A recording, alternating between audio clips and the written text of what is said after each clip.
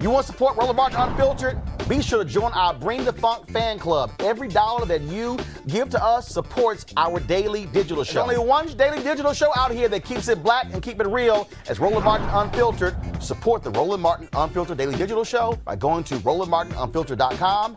You can make this possible. When we talk about voting, look, there are people who want to stop black folks from doing that. And we're also seeing the type of efforts, voter suppression efforts online that targets African Americans. Well, today, Facebook announced that they have removed hundreds of accounts from a foreign troll farm posing as African Americans in support of Donald Trump and Quran supporters. It also removed hundreds of fake accounts linked to conservative media outlets like the Epoch Times that pushed pro-Trump conspiracy theories about coronavirus and protests in the United States.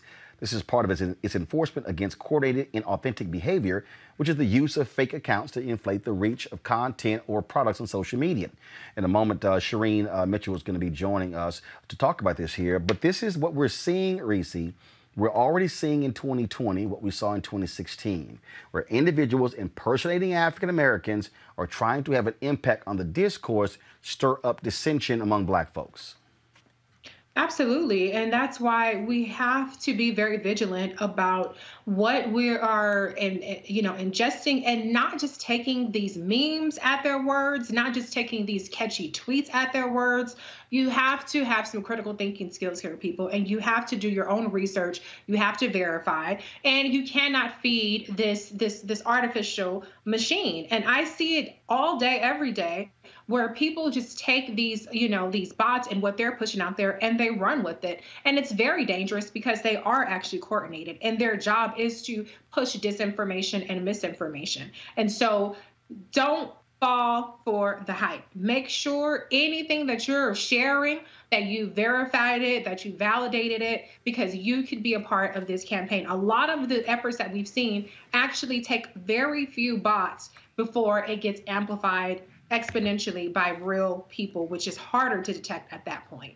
Right now is Shireen Mitchell. She's a social media analyst and diversity strategist. Shireen, again, we see these farms. Earlier this year, there was a Russian farm that then was moved to Ghana, where they were also impersonating African Americans. And this is why, what I keep telling people, you better trust and verify who you're following and listening to, because these are deliberate efforts to stir up dissension among black people. Is no different than the Republicans who are trying to help Kanye West get on the ballot in certain states. I thank you for even mentioning the whole Kanye West piece as well. But yes, if people actually see the track, we have been tracking this since 2013. This happened right after basically Obama won the second time, and it started to become these accounts that started to pretend to be black women. And that happened before we had Gamergate or anything else in between. And so people don't understand the through line because they don't understand the origin.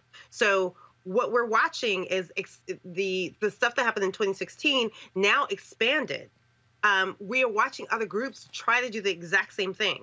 Erica, when you look at these people, I tell people all the time, when you start seeing these names and they got like 8 numbers at the end on Twitter, and then when you look at their bio and it says they launched the account in July 2020, yeah, it's a good chance they're a bot.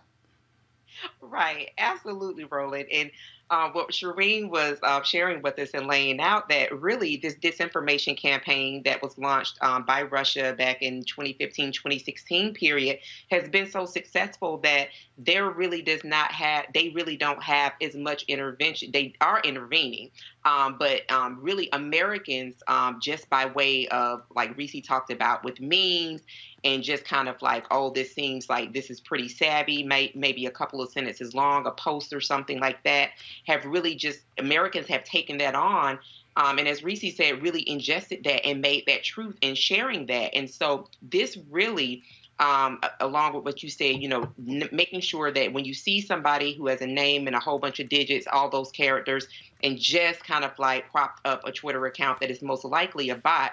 But even people that you follow, if they're sharing posts, and these posts are supposed to be for like more of discussion, for places of discussion, but it's really based off of a meme or a piece of a conversation, that is not a conversation that you want to be a part of, and it's not something that you want to share out, because those impressions really did help people, as we saw in 2016, disenfranchise themselves for the vote, and just say that, between Hillary Clinton and the White House occupant, that it was the lesser of two evils. And so they were going to sit out the campaign or vote for Jill Stein, a third-party candidate.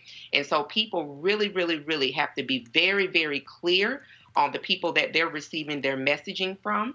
And again, before you share anything, you make sure the onus is on the person with whom that account belongs to ensure that what you are in fact sharing is factual.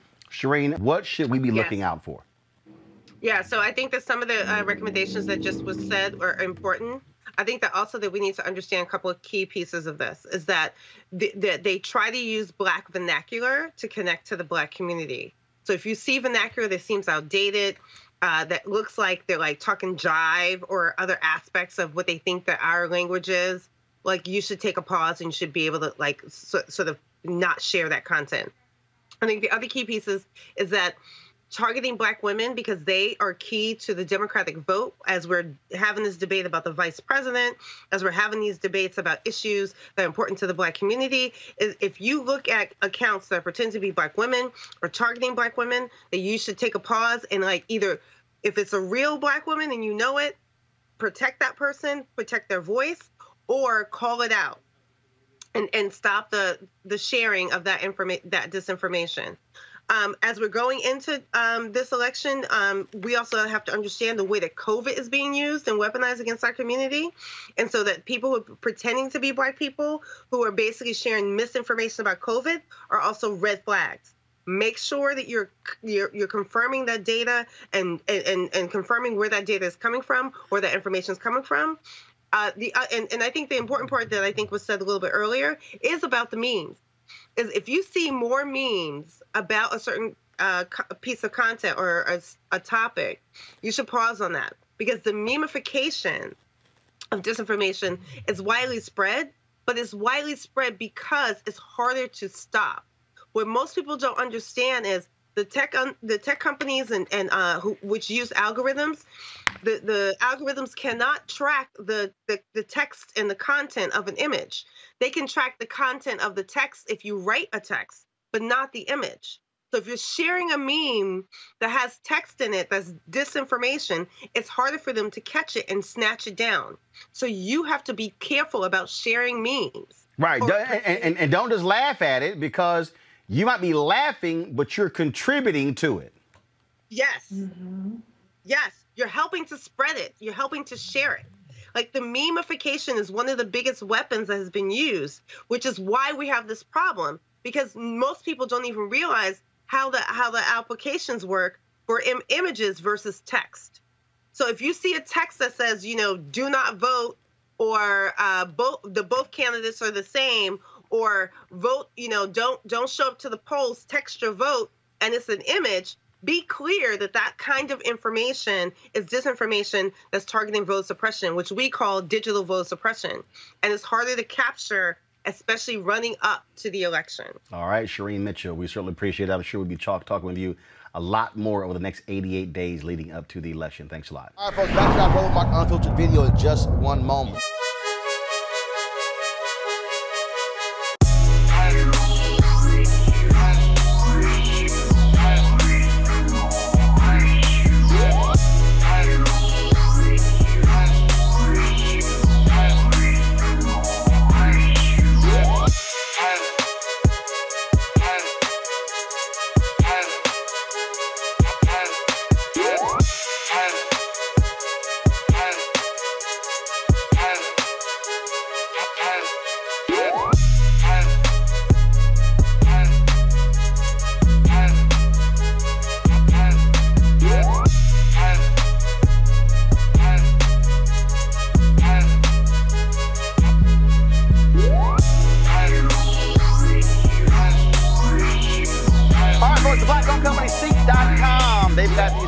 virtual reality headsets right here. All you do is pop your cell phone right into here, and then you can watch the content, the virtual reality content on their website, Ceek.com. You can also watch videos in 360 degree, and so this is what that particular headset is. And then, of course, they have these great headphones here, these Ceek.com headphones. Mira Speedo is a sister from Ghana. She, of course, is the inventor of these 360 degree 4D sound, unbelievable.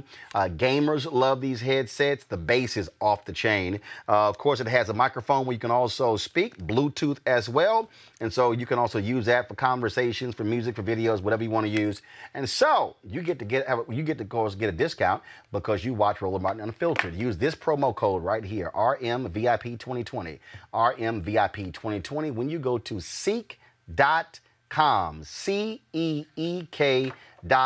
And so we want you, of course, to support the Black-owned companies that also support what we do here at Roland Martin Unfiltered. It's time to be smart. When we control our institutions, we win. This is the most important news show on television of any racial background. Y'all put $2, $3, $4, $5, $10, $15, $20, $30 on this and keep this going. What you've done, Roland, since this crisis came out in full bloom. Anybody watching this, tell your friends. Go back and look at the last 2 weeks, especially of Roland Martin Unfiltered. I mean, hell, go back and look at the last 2 days. You've had sitting United States senators today, Klobuchar and Harris. Whatever you have that you can bring to Roland Martin Unfiltered to support it, please do, because this information may literally save your life. Watch Roland Martin Unfiltered daily at 6 p.m. Eastern on YouTube, Facebook, or Periscope, or go to RolandMartinUnfiltered.com. Support the Roland Martin Unfiltered Daily Digital Show by going to RolandMartinUnfiltered.com. Our goal is to get 20,000 of our fans contributing $50 each for the whole year. You can make this possible. RolandMartinUnfiltered.com.